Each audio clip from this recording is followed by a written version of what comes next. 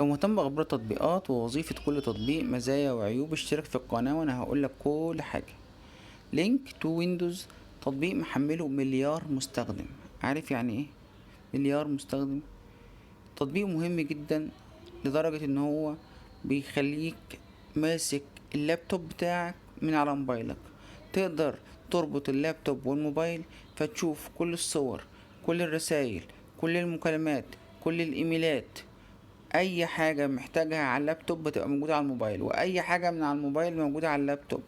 ربطت الاتنين ببعض بدون سلك، بدون ما تبقى موجود في نفس المكان، بدون ما تتحكم في موبايلك من عن طريق اللابتوب بتاعك، تتحكم في الموبايل بتاعك من عن طريق اللابتوب بتاعك. الاتنين، ده وده. تطبيق سهل جدا وبسيط، حجمه 31 ميجا، محمله زي ما قلنا مليار مستخدم.